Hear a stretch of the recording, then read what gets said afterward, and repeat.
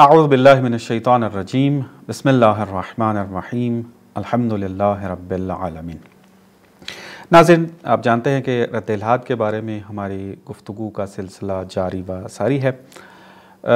پچھلے درس سے ہم نے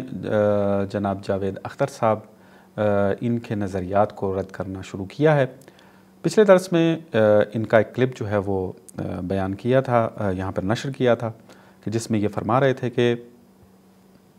جو سوچتا ہے، چونکہ میں سوچتا ہوں پس ملحد ہوں۔ اس کا نتیجہ یہ نکلا کہ جو سوچتا ہے وہ پھر مذہب کو قبول نہیں کرتا۔ میں نے بیان کیا کہ یہ بات درست نہیں ہے۔ انسان جو سوچتا ہے وہ حتماً خدا تک پہنچتا ہے۔ بس اس بات کا خیال رہے کہ جو سوچ رہا ہے، جس ڈیٹے کی بنیاد پر، جس میٹر کی بنیاد پہ، جس انفارمیشن کی بنیاد پر سوچ رہا ہے، وہ انفارمیشن درست ہونی چاہیے اور سوچ کے اوپر پابندی نہیں ہونی چاہیے۔ ہم دیکھتے ہیں کہ خود جاوید اختر صاحب اس بات کا اعتراف کرتے ہیں کہ مجھے دین اسلام کے بارے میں زیادہ علم نہیں ہے، تو بس معلوم ہوا کہ جو انفارمیشن ان کے پاس ہے وہ غلط ہے، تو یہ جو سوچیں گے تو غلط ہی سوچیں گے، تو لہٰذا جب یہ سوچ کر ملحد بن رہے ہیں تو غلط انفارمیشن کی بنیاد پر سوچ رہے ہیں۔ بس آپ کا نتیجہ جو الحاد کا نکل رہا ہے وہ آپ کی اصل عقل کا نتیجہ نہیں ہے، تعقل کا نتیجہ نہیں ہے، بلکہ آپ کی جہالت کا نتیجہ ہے۔ اور دوسرا آپ کو یہ عرض کیا تھا کہ یہ نہیں ہے کہ ہمیشہ ملحد جو ہیں وہ وہی سوچتے ہیں، بلکہ یہ سوچنے والوں پر پہرا بھی لگاتے ہیں۔ اور پھر چند نمونے آپ کی خدمت میں بیان کیے تھے کہ پچھلے درس میں اس کی طرف اشارہ ہو گیا، آپ وہاں پر ملاحظہ کریں۔ آگے بڑھتے ہیں، ان کو رد کرتے ہیں، ان کا ایک کلپ اور جو ہے وہ مشاہدہ کرتے ہیں، پھر اس کے اوپر تبصرہ کرتے ہیں۔ ملاحظہ کریں ان کا کلپ۔ خدا ہے دا سپریم گاڈ، اس کے بارے میں سوال نہیں کر سکتے آپ۔ ارے اس کے بارے میں تو ہر سوال کر لو، وہ تو پرفیکٹ ہے، کیا پرابلم ہے؟ نہیں، جہاں جو ازم ہو، جو فلسفی ہو، جو دھرم ہو، جو بھی ہو، جو آدمی ہو، آپ سے کہے کہ اس کے آگے تم سوال نہیں کر سکتے، اس پہ کبھی بھروسہ مت کیجیے۔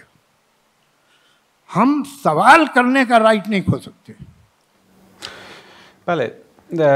آپ نے دیکھیں، ملاحظہ کیا کہ اس میں بھی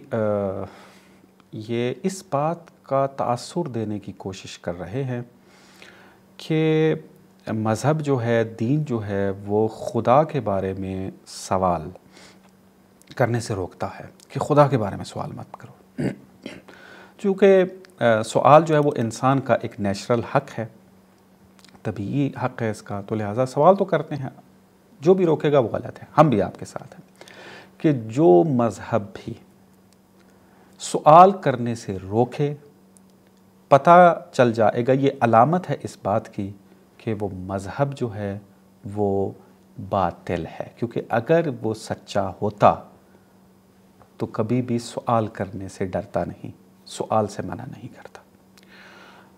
تو دین اسلام کبھی بھی سوال سے روکتا نہیں ہے، بلکہ سوال کرنے کی تشویق کرتا ہے کہ کرو سوال، جیسے میں نے پچھلے درس کے اندر بھی بیان کیا تھا۔ جاوید اختر صاحب اگر قرآن ہی صحیح طریقے سے پڑھ لیتے تو ان کو پتہ چل جاتا کہ ایسا نہیں ہے کہ ہر مذہب جو ہے وہ سوال کرنے سے روکتا ہے، بلکہ ہے ایک مذہب، ہے ایک ایسا دین کہ جو سوال کرنے کے لیے خود ابھار رہا ہے کہ کرو مجھ سے سوال، کرو میرے بارے میں سوال، پوچھو میری ذات کے بارے میں، پہنچو میرے تک آ کے۔ جیسے میں نے آپ کو عرض کیا، افلا ینظرون الی الابل کیف خلقت، مثلا ابھارا جا رہا ہے، تدبر کرو، سیروا فی الارض، اس آیت کو اگر مشاہدہ کریں کہ جاؤ سیر و تفریح کے اوپر اور دیکھو آیات الہی کو، اور تدبر و تفکر کرو، تو ظاہر سی بات ہے جب انسان تعقل کرتا ہے سوال اٹھتا ہے، تو انسان کی عقل سلیم پھر جہاں پر ہدایت کرے وہاں جائیں، پھر اپنی فکر پر پہرے مت بٹھائیں۔ پھر آپ کی عقل کیا کہتی ہے ان آیات کو دیکھنے کے بعد، ان نشانیوں کو دیکھنے کے بعد، ان کائنات کو دیکھنے کے بعد، اس کی طرف جو ہے وہ آپ توجہ رکھیں اپنی۔ اسی طریقے سے ابھی ہم دیکھتے ہیں کہ آیا ہمارے پاس ایسے مورد ملتے ہیں کہ جہاں پر سوال کیا گیا خدا کے اوپر اور ان کو روک دیا گیا؟ نہیں، ہمیں ایسی کوئی مورد جو ہے وہ نہیں ملتا، بلکہ برعکس ملتا ہے کہ سوال کیا گیا اور جواب دیا گیا۔ مثلا ملاحظہ کریں، ہمارا تعلق چونکہ مکتب تشیع سے ہے تو منابع جو ہیں وہ مکتب تشیع کے آپ کی خدمت میں بیان کریں گے۔ یہ کتاب ہے ہماری معتبر ترین الاصول من الکافی، معتبر ترین کتاب ہے۔ اس کے جلد اول میں صفحہ 82 کے اندر میں فقط یہاں پر اتنا آپ کی خدمت میں عرض کروں گا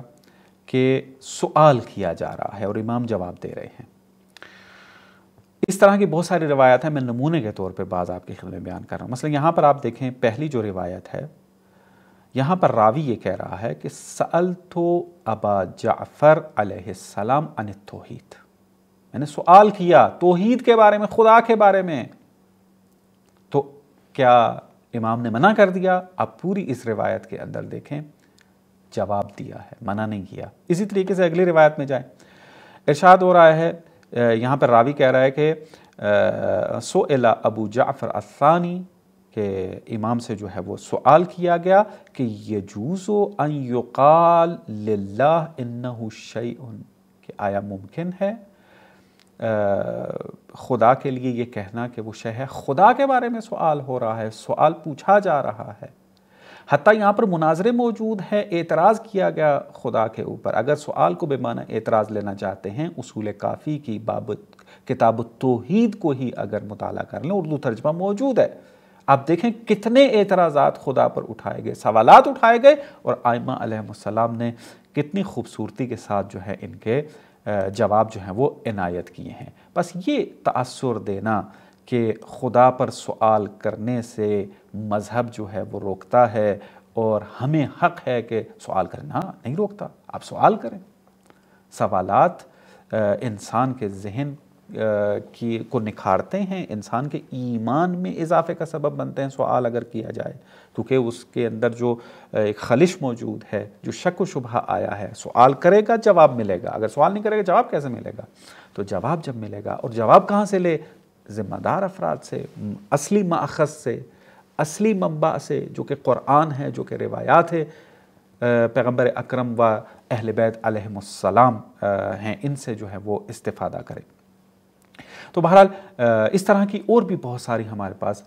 روایات موجود ہیں کہ خدا کے اوپر سوال اٹھایا گیا، روکا نہیں گیا، بلکہ تشویق کی گئی ہے کہ سوال کریں۔ میں ایک اور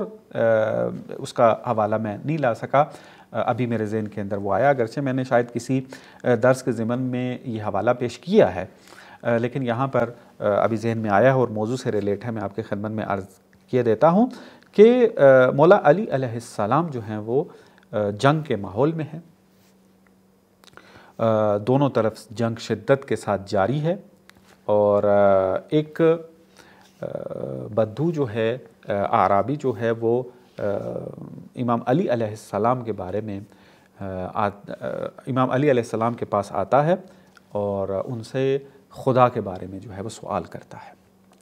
اور بڑا گہرا سوال کرتا ہے۔ بعض جو امام کے صحابی موجود تھے وہاں پر، امام علی علیہ السلام کے رقاب میں جو لڑ رہے تھے،